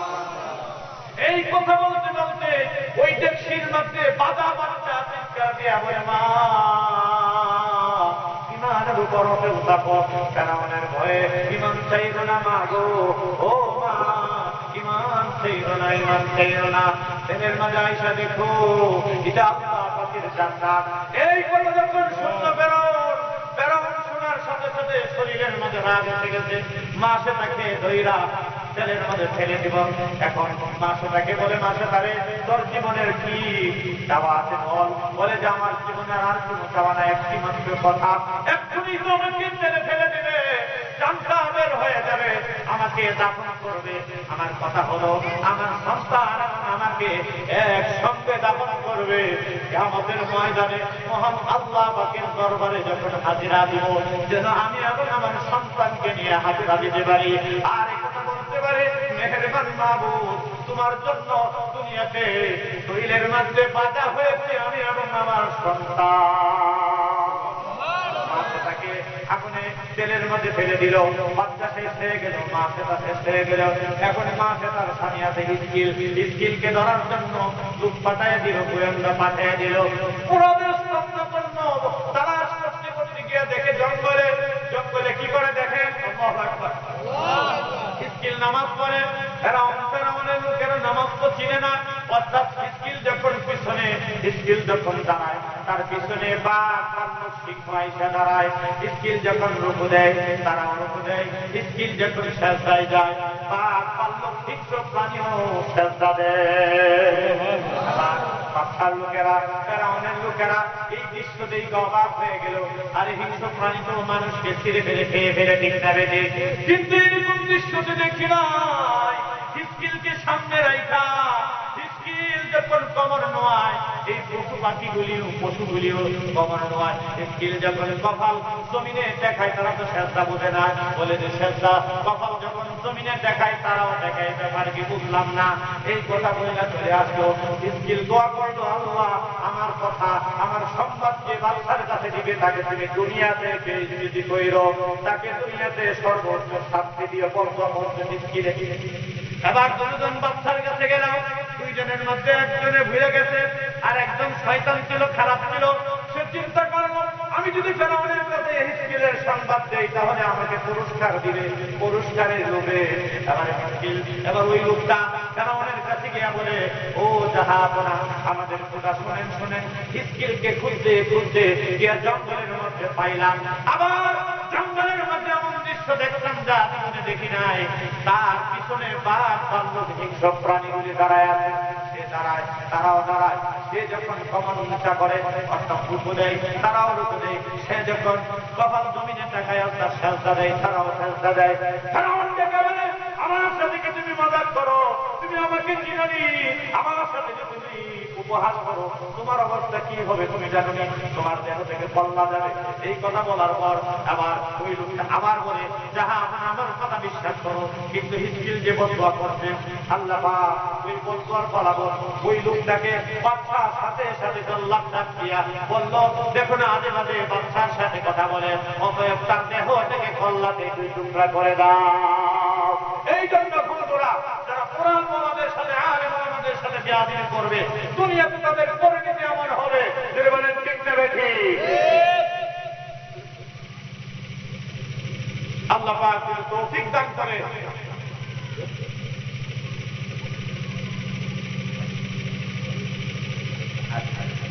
তাহলে তর্জমাটা করে শেষ করে দিই। এবার আল্লাহু সামাদ দ্বিতীয় আয়াতের শুধু তর্জমা। আল্লাহ বেনিয়াজ, কাহার মুকাফেক্ষী নয়। এই শব্দ নিয়ে আলোচনা করলে এক রাষ্ট্র সমাজ কাকে বলে? সমাজ শব্দ আবিধানিক অর্থ হলো কি? তিনি কাহার মুকাফেক্ষী নন। আপনি পোশাকের মুকাফেক্ষী, খানার মুকাফেক্ষী, আল্লাহ এগুলির কোন কিছুর মুকাফেক্ষী নন। দ্বিতীয় নম্বর আয়াত, লাম ইয়ালিদ ওয়া লাম ইউলাদ, লাম ইয়ালিদ, ওনার কোন ছেলে নাই।